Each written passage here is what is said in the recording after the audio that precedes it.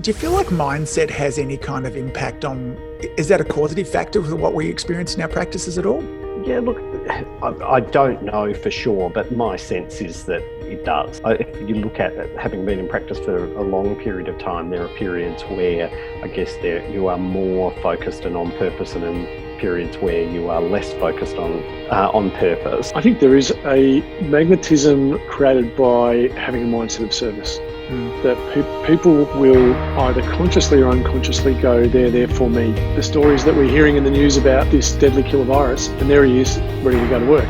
Welcome to the Marketing Your Practice podcast, where we guide natural health and wellness experts through the pitfalls of marketing. Each episode, you'll learn simple, effective, easily actionable, and heart-centered marketing strategies. And here's your host, Angus Pyke. Good morning, good afternoon, and good evening, friends. Welcome to the Marketing Your Practice podcast. We've got a round two here of an opportunity for me to sit down with two of my dearest friends, two of who I think are not only fabulous chiropractors, but amazing individuals. And I think two gents, as I'm recording this right now, this is still the most downloaded episode for the year 2022. So There you go. I've got Dr. Martin Harvey, Dr. Tony Croke here with me. Now, I've actually changed the order of those around because, Tony, I went you a lot first last time. So Martin was upset with me with that. So this time round, it's Martin and Tony, not Tony and Martin. Guys, welcome to the show. Thank you. Thanks for, I'm going to just dominate now. Come out hard. I'll just sit here quietly. Yeah, that's probably a good use of your talents, Tony. Thank you. No, thanks for having us along. I'm looking forward to it. Yes, me too. What I wanted to do today, I reached out to you guys last week because I thought it would be fun for us. The last time we had one of these episodes was episode 114. It was March 27th here in Australia, and it was the week after we'd kind of really Australia-wide and certainly Victoria-wide gone into isolation. So everything was really new. There was massive amounts of uncertainty professionally and community-wise as well. At that stage there, we, both Martin, you and I had kind of seen closer to maybe a 30% drop in our practice that first kind of week or so. Tony, about half that as well. Now, when I kind of reached out for us to have this conversation last week, everything was kind of sailing along pretty well. And then since then, Victoria has, the state that we're in, has had significant increases in kind of corona, and we're back in lockdown again. So all the things I thought we would talk about and celebrate are not, are not going to be there. So maybe Martin, do you want to, what I want to talk about, in fact, why don't you give a bit of a summary of where things are at the moment? So as the date of us recording this kind of 11th July, do you want to give it a summary of what's happened over the last couple of weeks leading up to now? Yeah, so I guess if we look at it across a couple of dimensions that might be useful, I look at it in terms of, we in Australia had the fortunate position of just getting to keep practicing. There were some changes in the way that we needed to do things as far as having spacing things out. So there was social distancing and increased cleaning, but the imposition, I think, was relatively mild compared to what a lot of people around the world had, where they could either not practice at all or only see people in emergency situations, and right through to having to wear sort of complete apron, mask, the whole PPP sort of thing. So that's been the case really up until the last day or so, where as of yesterday, I think there's more of an emphasis in Victoria to, we've gone back into a lockdown as of Thursday, and as of yesterday, Friday, they were talking about maybe in situations where you can't socially distance, people should be wearing masks, which is really the first time that's been recommended. So parallel to that, I guess the other thing that I think might be useful to talk about is kind of the temperature or the attitudes of the people coming into our practices. So in that very early stage, I think we spoke quite a lot about on that March call that there were a range of people. There were people who were very, very stressed and concerned, through to people who were pretty much, it's no big deal. And I guess that what I would have seen, and I'll be curious to see if you guys saw the same thing, was that as numbers eased in Australia and we seem to have missed the worst of the situation that has been in other areas, there was sort of and as restrictions started to be eased, my sense was that people were much more relaxed. We had a lot of people who had self-isolated, people who perceived themselves to be at high risk, who were coming back into the practice, and just the general vibe was a lot more relaxed. My sense is in the last couple of days, that's changed. It's reversed a bit. There are still probably that same division. There's some people who are more anxious, and there's some people who are pretty relaxed, but I think that temperature's turned back up, probably not to the degree that it was initially. And then kind of riding that wave, we've been pretty fortunate, really. We had that initial week where we dropped by 30%, and then we pretty much kind of snapped back over a couple of weeks to where, overall from a practice perspective, it's been pretty good for us. It's been good from the perspective of getting to help people when they were stressed and looking for help. And it's been good from a volume and so on perspective through to, we changed the way we keep statistics in our office about 5 years ago. And so June was the biggest month that we've ever had in that 5 years. So, it's pretty, I guess that's a snapshot of what my experience has been. Yeah, interesting. And I want to dive into that a lot deeper as well. I'm interested in chatting about why do you think that is.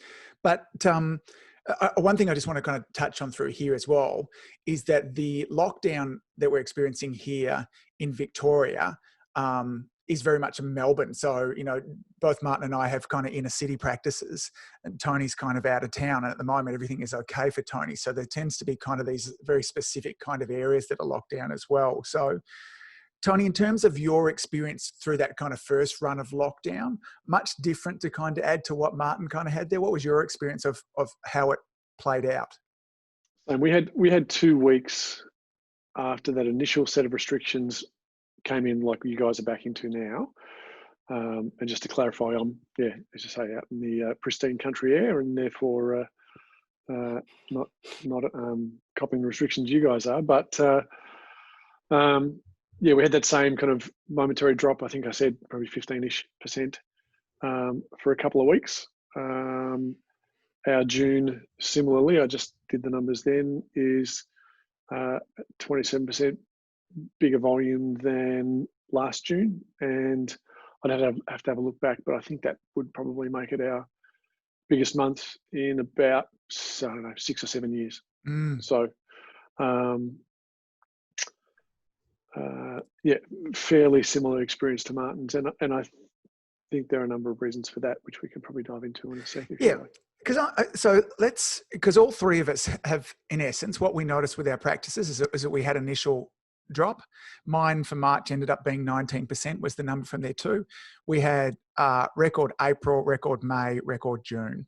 So all three of them. So my experience, so you guys would have chatted with lots of chiropractors over this last 3 or 4 months. Of the chiropractors that you've spoken to, have they all seen kind of initial drops and increases like that? What kind of things are you noticing from the practitioners that you've spoken to? Go on, Martin, you go first. I was holding back. So my sense is that it's not across the board, that there are a portion of chiropractors where that is the case, and there's other chiropractors who have and continue to really, really struggle, and there's a number of them that in Australia, the kind of government support package that kicks in, JobKeeper and those sort of programs kicks in if you drop 30%, and just being across a couple of social media discussions inside chiropractic forums, seems like there's a significant number of chiropractors who have been able to or been forced to claim JobKeeper. I don't have any real accurate sense of what portion of that is. I have a client who works for HiCaps, which is sort of across allied health, a claiming agency, and they get data about what's happened in allied health generally, and their sort of estimate, and this was probably halfway through that 12 or 13 week period, their estimate was that allied health was probably down about 40%. Right. Yeah. So Tony, too, is your experience with the chiropractors that you've spoken to as well that not every? I guess what I'm angling towards here as well, because I'm interested in this. I would imagine, Tony, that your experience is the same. Not all the chiropractors that you've spoken to, their practices have grown. Right. No, yeah. And one of the things I've noticed is actually we've had a lot of people who have changed from other practices to ours. Yes. So, because I want, where I'm heading to with this too for our listeners is rather than this being some kind of big dick competition of look how fabulous stuff has been, Yeah. I'm really interested to get your thoughts on why do you think that has happened in your practice? Has your growth been about reactivations of patients? Have you seen more new patients? Have you been doing something that's meant that your practice has grown? That's where I'd like the conversation to be for the next little while, if that's okay. So, Tone, do you want to kind of go from there? We haven't done any different marketing or anything like that in this time. I've just been a bit busy managing just the hurdles of, what are the rules this hour, so Tiff, my wife, and I keep saying we probably should do something, but we just haven't got to it yet. I think what we have done is through our internal and external communication, and external is primarily Facebook and a little bit of Instagram, and the odd email we send out here and there, but not very, it's nothing consistent. That we've just been maintaining connection, not specifically around, COVID-19 stuff, but just making sure that we are communicating what's going on in the office and what we're grateful for and what's going well. And every now and again, just reminding people that we're meeting and exceeding all the requirements to keep them safe in terms of infection control and managing all of those things. And really my main strategy has just been to be very, very focused on maintaining a connection with the person that's on the table in front of me. And we haven't done much else. So what do you put down, this record June? Like if you were to say, why do you think that is? I think as a chiropractor, I look at a population that's stressed and often working with bad ergonomics because they're at home, hunched over their kitchen bench on their laptop I talked to a guy this morning who works for Qantas, who is trying to buy an Airbus online. As in an A321. Right. He said that has its challenges. I said, yeah, I think this watch that I bought is probably my biggest online purchase. You win. So that they're working with those kind of levels of stress and tension, and they're stuck at home. So coming to the chiropractor is a chance, to get outside, to have their stress load and their ergonomic stresses counted. And I think we provide a level of clarity and certainty around a number of issues for them that is very attractive when there's a lot of stress going on. So I think when there's a lot of uncertainty, people gravitate toward clarity and certainty, and that's something we've worked on for years. So what about you, Martin? So again, record numbers there too. Have you done anything different, and why? Probably similarly to Tony. My kind of analysis of it really was that we needed to almost over communicate to our database. So we haven't done anything in terms of sort of broader outreach. We haven't looked at it as this is an opportunity to get out in the community and talk to the people who aren't part of our community really, but we tried to be in touch with our community as regularly as we could. We probably differed a little bit strategically from Tony in that we probably did more email and texts than anything else. So that ranged across a bunch of different, and so part of that was really just the idea that there was a bit of confusion about what was allowed and what wasn't allowed, what people were permitted to do, whether we were still open or not. There were a lot of people who had no idea. And I think we needed to be very aware of, we're very clear, we're spending a lot of time working out the specific implications for us. Yes. But most people are very well occupied working out what the specific implications are for them. And so we needed to just have very simple ways of communicating it. And so we really just kept repeating the message of, we're open, essential service, we're cleaning, we've got social distancing, and we're screening people. Just that reassurance of it's a safe place to come. We're doing all the stuff and looking for, and then on top of that, we did some things that, similarly to Tony, if I look at the things that we didn't actually do anything, but I think drove some of our growth, we didn't have an increase in new people, particularly across the whole. We had 1 month where we had very high new client numbers relative to normal, which from memory was either April or May. And looking into those numbers, it was partly what Tony was saying, where there were other options that people might normally have chosen for a particular issue to see somebody else, but there were a number of other people in our community who just shut down or were forced to shut down, ranging from massage therapists, some of the myotherapists, quite a few of the physios in the area. I'm pretty sure all the chiropractors in our area kept going, but the number of the osteopaths and other people who might be in the kind of consideration of people, they didn't come in. So we had 1 month where that, but by and large, a lot of ours was just being in touch with people frequently, I think drove a lot of reactivations, and that combination of what Tony was talking about, people being stressed, ergonomically stressed, having to homeschool or remote learning or whatever the euphemism for dealing with screaming kids while you're trying to work at the same time is. That was all happening, and there was also a bunch of people where they had more time in terms of, they were home around the corner from the practice, or even people who travel a little way.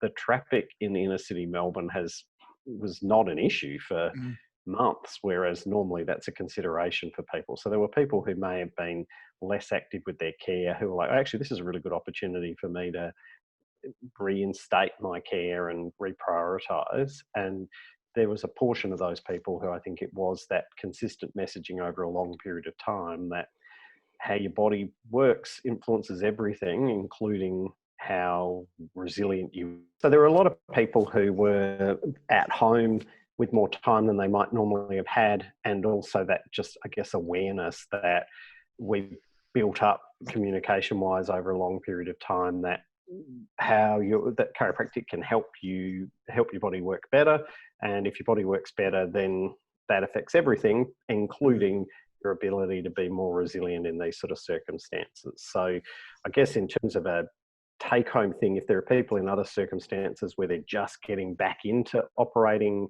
and haven't had exactly our circumstance, and you've always got that consideration of, I don't want to over communicate to people. I don't want to bombard their inbox or their social media feed. I think this is one of those circumstances where a higher level of frequency is a good idea. You might be doing double what you might normally think of as a normal kind of range of where that sweet spot is.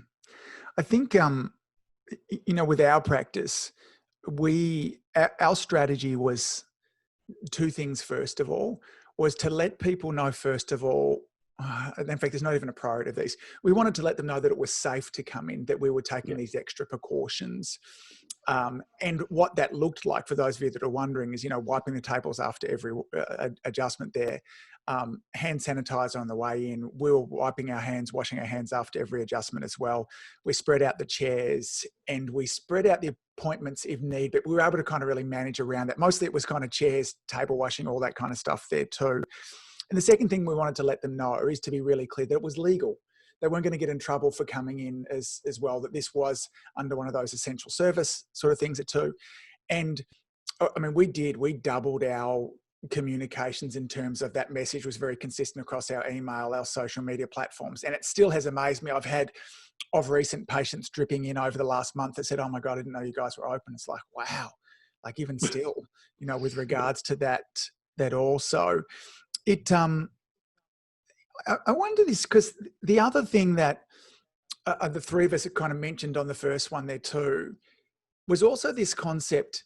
It really felt to me to be one of those times that felt like an incredible privilege to be a practitioner. Because the stress that was on people's body, there was this emotional uncertainty in the world they were living in. And then there was just this postural stress that was happening from, as you mentioned before, Tony, really shitty workstations, people, couches, beds, those kind of things there too. And so I was to get up each morning, in the mornings I was heading in there with that real focus of today's a great day to go in and kind of serve as well. Those things. Do you reckon, do you feel like mindset has any kind of impact on, because I know that mindset was similar for all three of us. We've spoken about that independently. That's what we felt very grateful for the opportunity to be able to do that as well. Do you reckon that has any impact on, is that a causative factor for what we experience in our practices at all? Yeah, look, I don't know for sure, but my sense is that it does. You know, if you look at it, having been in practice for a long period of time, there are periods where I guess you are more focused and on purpose, and in periods where you are less focused on on purpose. And to me, that service of others is kind of the core of the times that you're most on purpose, and then that tends to translate into you making decisions to prioritize certain things and also communicating that to your team. And if all those actions are aligned, I think it gives you the opportunity to be more likely to grow. I do think, I don't want to, I'm reluctant to then by implication say the people whose practices went down weren't on purpose, because I think there's a lot of different dynamics here. As far as, I'm very fortunate that, you and I, Angus, are in an area which is probably socio-demographically less impacted by where most of the job losses are. That the core of our practice isn't people who are working in restaurants and cafes and beauty salons and all the things that have just been smashed by the restrictions that are here in Australia. That most of the people that we take care of are in jobs that have kept going to a fairly significant degree. And so I'm certainly a beneficiary of that. And I don't want to claim that it was all just me being more on purpose than the guy whose practice went down. Yeah. Because it's interesting, because if we look at that, your and my practice you would comfortably say is in a middle to upper class, certainly from an economy point of view there too. But if we go out to our Lara practice out there too, then, it's definitely not that, it's middle to lower. And things have been gangbusters there as well. So, and there has certainly been that, I've been interested with it as well. And you're right. The kind of reason I asked this question, and Tony, I like your thoughts on it too, is that, I've had experiences in my life where I felt incredibly focused about practice and, for lack of a better word, on purpose. Okay. And stuff just happens in there. It doesn't feel like I'm taking any action, and stuff happens. And then I have other days too where, there's a whole bunch of stinking thinking, and maybe maybe if it's not even stinking thinking, but if I've got lots of work to do with ADIO and I'm really focused there, I can get into practice and all of a sudden, 50%, not 50, but a large number of my patients cancel. And so it's hard for me to explain this without getting woo-woo. And I don't like to get woo-woo. It confuses me a little bit as well. What's your thoughts, Tone, on the whole kind of mindset, headspace, law of attraction, what we've experienced in our practices over the last few months? I think there is a magnetism created by having a mindset of service, that people will either consciously or unconsciously go, they're there for me, they're not there for them. And I think just turning up to work and standing next to your table, ready to go, people look at that and go, well, shit, the stories that we're hearing in the news about this deadly killer virus, and there he is, ready to go to work to take care of X number of people a day. And so a lot of people see that as very selfless. So at a very base level, there's that. Then I have to say that this has been the toughest time in my practice career. Like, for all of the great growth we've had, it hasn't just happened. It's been freaking hard work, and primarily it's been emotional work of, because my practice is probably a bit of a mix of your Lara practice and your city practices, you and Martin, where we've got a bunch of people who are in great jobs who like to live 45 minutes out of the city and commute in, and at the moment they're working from home. And then a bunch of others who work in the airline industry or that sort of stuff, who have been smashed, but are still coming in. And so it's, again, that kind of being there when they cry, being there when they express their confusion and fear and uncertainty, and putting a hand on their shoulder and looking in your eye and going, that sucks. And they go, yeah, it does. And I say, well, let's check you and at least deal with that aspect of your life and make sure that's okay. And loving them and caring about them and listening to them talk. Like, I've got a couple I've taken care of for 26 years. So they were in their 60s when they started care. Husband is now 91 and he's just gone into a nursing home. And it is the shittest time to go into a nursing home. No one can come and visit you. He had a Zoom call with his 90-year-old wife. Like, that's shit. Like, who wants to be doing that? Yeah. So,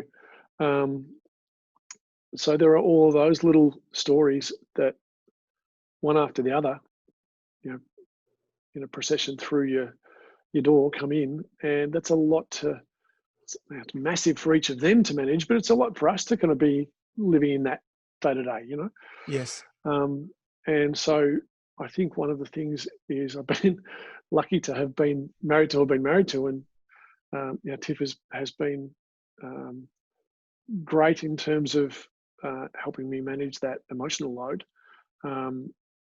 and I guess reminded me that I don't need to fix it for everyone, that I just need to hear them and feel with them. But that means a lot to people as well.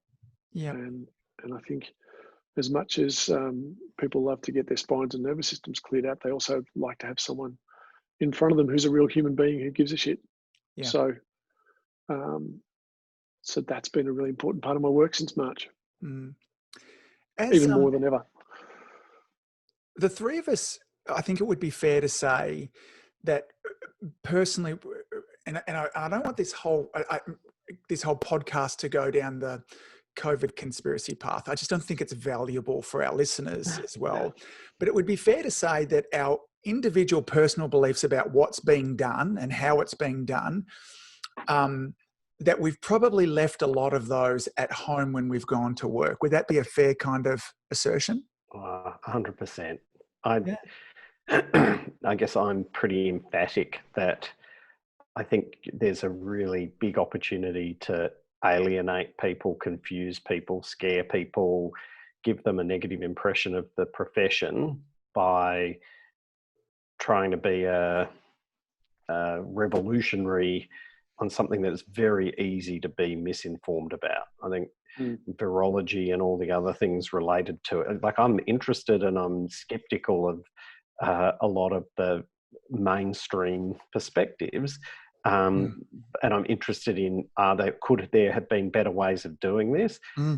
But I think we need the humility to sort of go, there are some of the smartest people in the world who have come to certain conclusions, and there's a complexity to it that I don't pretend to understand. And I think that we can add to a message. We can yes and that message. Say, yeah, look, I think it is really important that we do things to protect vulnerable people, to reduce their exposure to the virus. And for those of us who aren't, we probably also need to be looking at the resilience of our body. Like, we can still be true to a chiropractic message without coming out as being an anti-message. Tone, what's your thoughts on that? Yeah, I think that how we got here is less important as what we do now we're here. Yep. And I look at the example of your Martin's gym is closed, and is it next door, Martin, the barber that's open? Just around the corner. Yeah. So there's a barber around the corner. We can go get a haircut and have 8 or 9 people sitting in a small room, about as close as you can get.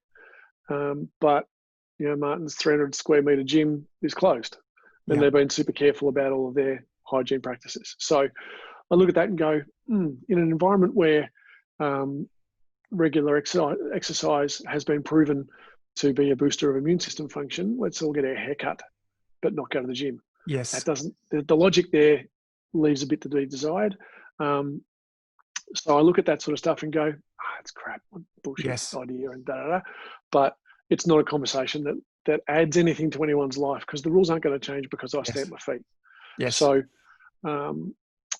so I don't have that conversation with people.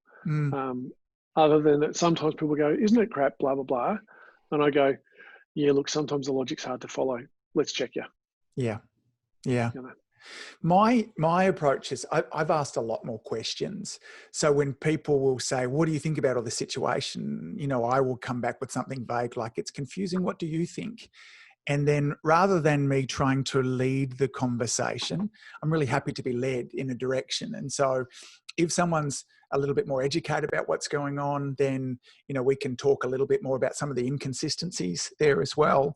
If someone's being very fearful about it there too, then I can really join them in a level of compassion and care, not confuse them any further there too. So my philosophy throughout this, and even more than normal, that you guys are both great at this, is ask a lot of questions there too. And then, a little bit of that kind of pace and lead, but where are they in the journey? And it's mostly not been to kind of go through that as well. So Tony, if you were to think about, and same question coming you at the moment too, Martin, maybe a couple of key take-homes that you've learned over this last 16 weeks, both personally and professionally, what comes to mind? The last few years, we have really drilled down deep into how do we create a connection visit to visit. How do we make what we do remarkable, enlivening for the person who's experiencing that, and to deliver that in a really loving environment. And there are 3 kind of measures of how can we be remarkable and enlivening and loving. We worked that out in a series of team meetings a few years ago, and said if we had to describe ourselves in 3 words in our ideal practice, how are we doing it? And that's our measure. And so we've really worked on that for the last few years, and so I think it's been really validating that in an environment where it's really challenging for everyone, even those people who are in a really great situation in terms of their personal circumstances, they're still carrying the load of this whole thing that's going on in the world. That despite all the distractions that exist, they're still coming in to get their spines checked. And I had the experience this morning of a lady come to see me from the inner northern suburbs of Melbourne, and then walked onto the next table, and there was a father and daughter who had come to me from out western suburbs of Melbourne. So they both had to come through a police checkpoint to come and see me, because they'd gone from the lockdown area in Greater Melbourne out into the regional area that I'm in. And so Jane said to me, because I had a funny experience, got pulled over, and the policeman said, "Where are you going?" And she said, "I'm going up to Gisborne to see the chiropractor." And he said, "No, that's funny. The last carload of people said the same thing." And so, who's this chiropractor? What's going on? Oh, he's pretty good. You should go and see him. So there's this conversation happening at the police checkpoint, and it was these two families came in sort of one after the other. But people are willing to negotiate that sort of emotional duress, because no one wants to. I got pulled over by the police yesterday going to visit my daughter down on the surf coast here in west coast of Victoria, and it's not.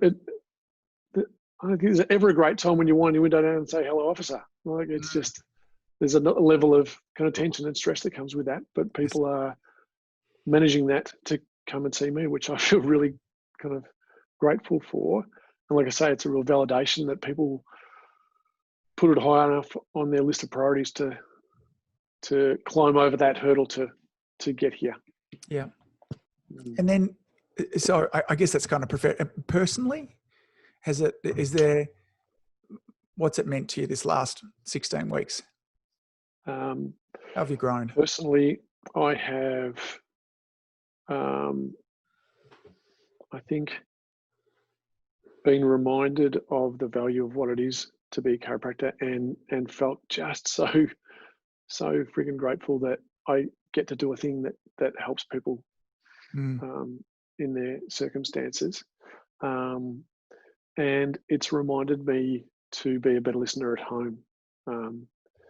Sometimes I leave my best listening at the office and come home and don't do that so well. So, and it's been a stressful time for my kids, for my wife. She's had to work from home most of the time, and counselling someone over the internet isn't quite as pleasant an experience as it is when you're face to face with admin support 10 meters away, as opposed to in a different location. So she's been doing it tough as well. So so it's reminded me to bring that presence of mind back home and more. Yeah. So, and it's got me focusing on simple things, getting fitter, where possible, maintaining social connection, even though we may not be, show off. He's just teasing us now. Well, even stuff like this is great. We had the joy of a couple of weeks ago, having a meal together. The six of us, you guys and our wives, and it was great. But even this is great. Like, it's just nice to be able to have a chat with you guys again, and I look forward to next time that we can crack a beer in person. But what about you, just Martin? Our local friends? It's good. What's been the lessons? Probably a bunch of similar things, but probably the additional lesson that's been big for me is I feel like generally I'm somebody who doesn't typically get super stressed. It's like just not, I'm probably dangerously optimistic. So I assume that things are going to kind of work out, and, I'm more surprised when they don't. And I think sometimes that makes it harder to empathize with people who that's not their default setting, and so they do tend to ruminate and be more concerned about things. And I guess there's that almost cliche that focus on what you can control, and that has been a big lesson for me, because I have been more concerned and stressed and had that period of being worried about, well, when is this going to finish? When is this going to end? What does this mean in terms of my practice? What does this mean in terms of these vulnerable people that I feel like I've taken care of for 25 years or so? And just all of those things that were uncertain. And then trying to be helpful for those people who were stressed and uncertain coming in and not sure what they should and shouldn't be doing. And so to me, that both from a communication perspective, with them, and in terms of communicating to myself, in terms of my self-talk, just focusing on, well, look, what can I control? What can I do that I enjoy doing? What can I do that's useful? What can I do that's productive? And that same template across to people coming in, where they're like, I don't know what's going to be happening, and it's like, well, we know what's likely for. Let's do an adjustment today, and then let's set up a time for then.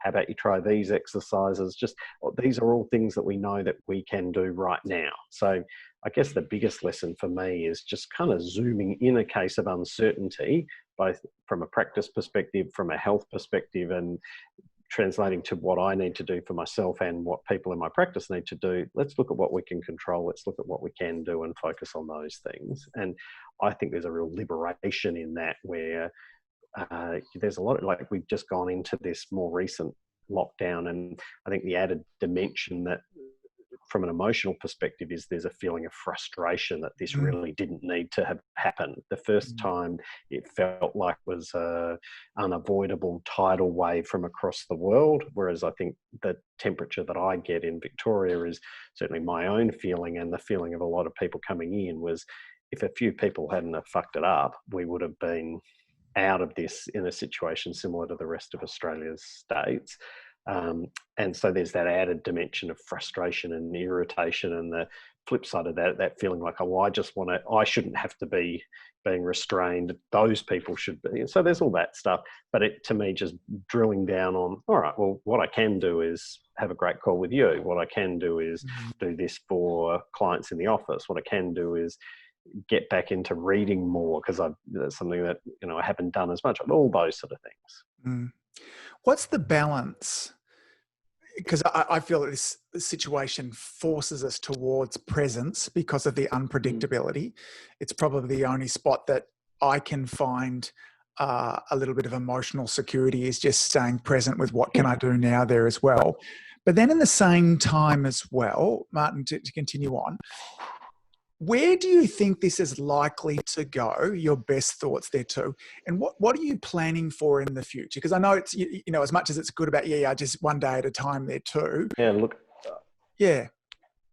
Yeah, so I guess I think of it as thinking in terms of probabilities. Like, I don't really know which way it's going to go, and I don't know that there is anybody that does. So I guess I'm still operating on the assumption that sometime in the next 3 to 6 months, this will come out to a point where we're starting to get back towards some version of what pre-COVID life was. And that could be longer than that, or, maybe some miracle that makes it shorter. And we're not particularly planning beyond, let's just keep doing these things that we're doing at the moment, because there is just that unpredictability. We're working on projects that we feel it's a quarterly project that we know no matter what happens, we can work on over the quarter, that will put us in a better position moving down the line. But we're not really planning anything that requires things to change. So we're not doing let's plan a community outreach where we're getting 200 people from our community in a local theatre for a health presentation. We're just saying, look, anything like that requires a return to large groups of people, we're not planning on that. Let me dive a bit deeper. I want to give you some specifics here. It's slightly uncomfortable to think about for three pretty optimistic dudes too. So at the moment here and around the world, certainly in the Western world, the economy is being held up and supported by a lot of government support schemes. Here in Australia, we mentioned a number of them beforehand. So a lot of businesses are treading water or holding on because of that. And clearly that government support's not going to hold on forever. The estimates are here in Australia that probably we might not be traveling internationally for a couple of years there. And there are predictions that it's hard to see that there's not even more significant a financial crash ahead of us, even as an optimist there as well. So given that is a very real possibility, are there things that you're even thinking of for your, all of us are certainly towards the middle part of our careers. You could say, if not the second half of them, if I'm being conservative there. I don't know. I mean, numbers there too. But are you thinking about that? Is that in the back of your mind in terms of being conservative? What are your thoughts in around that concept in specific? Yeah, I'm certainly thinking about that. I certainly don't take for granted that how things are now will be how they'll be in October. So we're being really conservative around our budgeting and keeping that super tight, and looking at how that all works to ensure that we're not kind of going, oh, it's great, biggest month ever, let's do this, spend that, whatever. That's been helped because there's nowhere to go and nothing to do. So my family and I love to go skiing, which is a pretty expensive sport. And a couple of days ago, I'd been told that the ski fields won't be open until maybe the middle of August, when the current lockdown in Melbourne is slated to finish. But who knows, where we'll be then. So, there's not a lot of outgoing at the moment. And even if there was the capacity for that, I'm being pretty mindful that, it is what it is right now, but it might be different. Yeah. The day after everyone's JobKeeper payments stop coming through. And, whilst people have a real and demonstrated level of loyalty to our practice, I'm not going to expect that anyone's going to toss up between buying food for their family versus coming to see me. Yep. So when it comes to that kind of crunch decision, then we'll be a little bit down the track from paying the groceries. So yeah, we're certainly mindful of that. And I think that the answer to that is to be as indispensable as you can be with every visit, And I was saying to my daughter yesterday, she's just started 5 weeks into to working in a new practice, and just talking about that really simple step of, okay, tell me, Angus, what's brought you in here, and then, okay, right, so that your problem is cranky neck and tingly fingers, for example, and then go, right, well, you feel that area there at C6 that doesn't move very well and it's tender, isn't it? And they go, yep, and we test this muscle and that's weak. Okay, right, I think we found your problem. Now let's image that in the appropriate way, or do some more tests and demonstrate that we've got a problem that we can influence. And then I enlarge that picture by saying, those nerves that run this also run these organs. Often we'll find people will notice some change there. Let me know how you go with that. Let me know what happens. Under promise from that perspective, but really zoom in on being technically excellent, so you can demonstrate there's a problem, make an intervention with an adjustment, or whatever else it is that you do, and then be able to post-test and show this is now better. And that matters to you because, you're a guitarist and you need your fingers to work, or you're a mechanic or a bricklayer or whatever it is they do. And every single time go, here's what I found, let's do this. Great, that's what I'm seeing now.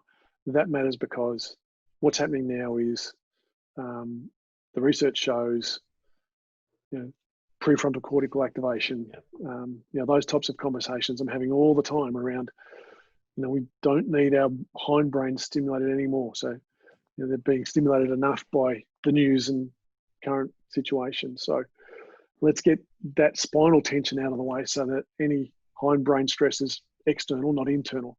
Yeah. And every single time, that's my goal for every visit. So that when it does come that people have to start pruning their budgets, that we push up toward the top, because I think that's where we should be. Yes. Not, I don't say that, because I want to protect my business. I do, but because I want to protect them. Yep. And I know for myself that when I'm stressed, I want to get checked more often, not less. And I think that's good for them too. I think I spoke about this on an episode that would have come out kind of last week or so, this concept of value. And there was, because I was always about, how do I deliver more value? How do I deliver more value? And a number of years ago, kind of got some distinctions in around what money being, finances, is it's stored value. So therefore, if I want more money, all I got to do is deliver more value. But I had somebody a few weeks ago just give me another slight view on this. Is the interesting thing is I'm not the one that gets to decide the value. No, my customer does. And I went, and it had me realize, because the three of us understand the value of an adjustment. We're like, yeah, man, like we're saving lives, man. It's line and spines and mind, like all that kind of stuff there too. But if you're not, we don't decide the value of it. It's not up to us. So how do we increase the value, the perceived value, and all those things there, Tony? I think you did such a beautiful job for it. And it's a constant reminder for me that it's not enough for me to go, I'm delivering more value. What I need to actually work out from there is, are my patients receiving more value? Because value is totally subjective. What do you want, $100 or a liter of water? Well, that depends. If I'm in the middle of the Sahara Desert, I want the liter of water. So there is no inherent value in anything other than the story that's around it and or the circumstances that are happening there too. And so it's been another thing too in our practice. And, Martin is arguably one of the best in the world at helping people along that journey, from meeting them where they're at and taking them to that next step there too. I'd love to know your thoughts on that, Martin. What have you got to add? So in regard to sort of communicating in a way that helps people recognise value, the first sort of principle I think you've nailed there, which is value is based on their perception. And really, when we're talking about value, there's kind of levels of value. So essentially, we need to look at people making the decision, as Tony's pointing out, is this worth the time, money, energy, and also emotional cost of having a period of care? And when we talk about emotional cost, there's a whole lot of other ramifications. So if you look at that scenario that Tony's talking about, if you are part of a family and let's say you see yourself as the mother who is then the caretaker of the rest of this family unit, and the whole family unit has less resources, less money, and are you going to come in for care that you feel emotionally is you being selfish, that you should just toughen up and put it so that those resources can then go in a way that aligns more with your perception of yourself? So we need to recognize that emotional part of it. And then once we recognize that emotional part, some of the communication structures that Tony were talking about, if we are present and we're listening to what people are telling us about, people want to talk about the things that are important to them. And so if their conversation is about their role as a mother, to extend that scenario, then kind of one of the most powerful communication strategies is to connect that having chiropractic care is important for them to be able to look after the rest of the family, that you can't give from an empty cup, that when you're under this much stress, it's great that you're coming in so that you can then be more resilient and present and emotionally in the right space to be able to look after it. So we need to be sensitive to that. And so I've said like a couple of different examples there, because like you said with your water and the Sahara example, we value things differently contextually. And so Kahneman's done a whole lot of research that shows that in general, we will value solving a problem or avoiding a loss 400% more than getting something, an increased value. So if people are coming to us with, I've got this problem, I've got my cranky neck or whatever else, there's a lot of value in not then leaping to our chiropractic, but chiropractic's about the unfolding of your innate potential. Well, that's a quarter of the value, even if they're interested in it. So we want to sort of meet people where they're at, and then the bridge to that is where it flips over to positive things being more valuable for people. to switch examples, if you look at somebody who's a keen golfer, the average golfer in Australia spends more than $3,000 a year on stuff to do with golf, on equipment and coaching and going to driving ranges and all those sort of things. They're never going to be a professional. But the reason they're willing to spend the time, money, energy, and the emotional resources to do that is that it aligns with something that they either love to do or they see as their role or identity to do. Because the things that we love to do or we see as our role or identity to do, when we invest time, money, energy, emotional resources there, we don't see it as a cost in the same way. We see it as an investment in the things that give our life meaning. So Tony, knowing him, a big value for him is family and a shared family activity like snow skiing. He's happy to invest the time, money, and emotional resources, energy, etc., in that, because it aligns with something that he sees as that he loves to do, but it's also aligned with his identity. I'm going to start playing golf now because it's a lot cheaper. Yeah, absolutely. But I guess that if we look at that, then we've got to be looking at how people will tell you what currency would be valuable for chiropractic to help them if we ask them questions, if we listen to them rather than trying to bombard them with, chiro speak. Yeah. What a beautiful thought. Gents, on that powerful kind of ending from there too, let's finish this up there too. Thank you both for just again sharing your wisdom in that too. There's been a lot here, and I'm Martin, you kind of brought up a point before, and what I don't want our audience to think that if their practice has taken a whack at the moment, that it means that they've been off purpose, this, that, or the other there too. And at the same time, it would be worth just kind of checking in too. And I say that so cautiously, without knowing all of the pieces of the equation there too. Where is your headspace? And as things start to unfold before, my hope in kind of bringing these two, wonderful human beings back here is to kind of help you navigate your way through some of this uncertainty moving forwards there too. And just beautiful thoughts finishing up, whether it be in COVID times or non-COVID times, to always make sure that we're solving the problem of the person in front of us. Being a problem solver is quite possibly one of the most valuable things that you can have you positioned as in the world there as well. So, Martin has loads of trainings, both free and paid, that you should be using. Great trainings as well. I'll make sure I kind of link to those in the show notes as well. And Tone is just, you go to his Instagram and find out how you can then hook on to his wife and then just follow her. Okay. So she's wonderfully entertaining. He's not. So as a general, she's the primary value in my life. Yeah. She's, if you want good value, talk to somebody else other than me. Yeah. She's witty, beautiful, intelligent, thoughtful, deep. And Tony's a Melbourne supporter. So, guys, thanks so much. I feel like I would like to do one of these once a quarter as a kind of catch up to see where you're at there too. And, there's another whole line of thoughts, which I'm looking forward to touching base with you both in a few months' time there too. So last moments, touch base, anything you want to kind of finish on, Tony, and Martin, to wind us all up? I think, you started to talk there about, we don't want to make it seem like anyone who's taken a hit has been off purpose. And I think sometimes that whole concept of being on or off purpose, creating results, can be challenging. However, when you drive a car with poor wheel alignment from home to the supermarket, you won't notice it. It's not until you get out in the freeway and you're going hard that the vibrations come.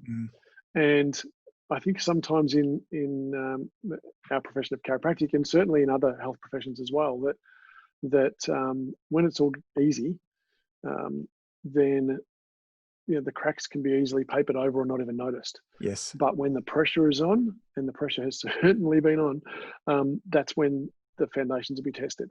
And if you have found that your practice has really taken a belting in the last little while, then it may be a really good time to sit back and go, right, what are the ways where predictably, reliably create connections that matter? What are the ways where I predictably, reliably demonstrate value? How do I predictably, reliably deliver on the promises that I make early on in care? How do we measure progress? How do we tell people that we love them in the way that we act? How do we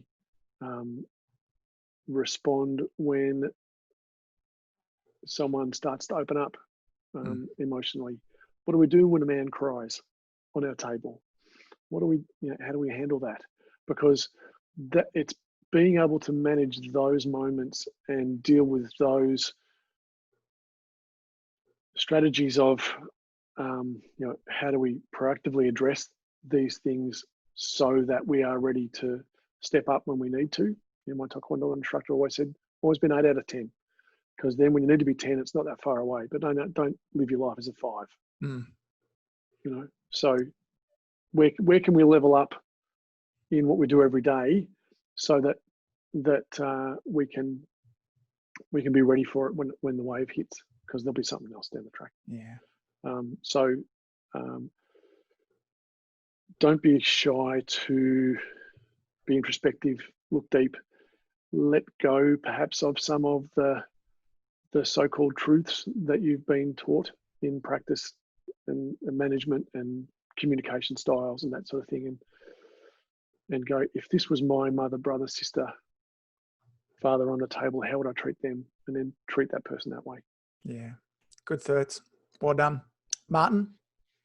Yeah, look, very similar. I think just to me, uncertainty for people in our practices and uncertainty for us really in some ways simplifies what it's all about, which is focusing on what you can control. And what you can control is how you turn up, how you see your role, how you, the impact of what you can do by just being willing to be present with people. I think there's the stress and uncertainty of the moment means that those fundamentals are even more important, and that the discipline of that focus for us is really the path through the anxiety, that uncertainty of, is my practice going to reduce by 50%, or is it going to continue to coast along as it is, or increase, or whatever else? That all that uncertainty, you can almost resolve the impact of it on you by just being focused on what you can do right now. That is a positive. Yeah, beautiful. As I look back kind of through a couple of pages of notes here, a theme kind of runs through all of this, which is, it really has been a focus for all three of us on, safety, simplicity, and service. It seems to have served us really well. So, gang, thanks so much for hanging out with me on this rainy old Saturday afternoon there as well. Enjoy the rest of your weekend. I love you both enormously. Thanks for sharing. Thanks, mate. Really appreciate it. If you enjoyed listening to this podcast, you have to come and check out the Community Influencer Program. It's my monthly coaching program where we take all this material and I'll work one-on-one with you to apply, implement, systematize, and help guide you and your practice to the next level. Now you can join me over at adiomedia.com/join. That's adiomedia.com/join. I'd love to see you in there.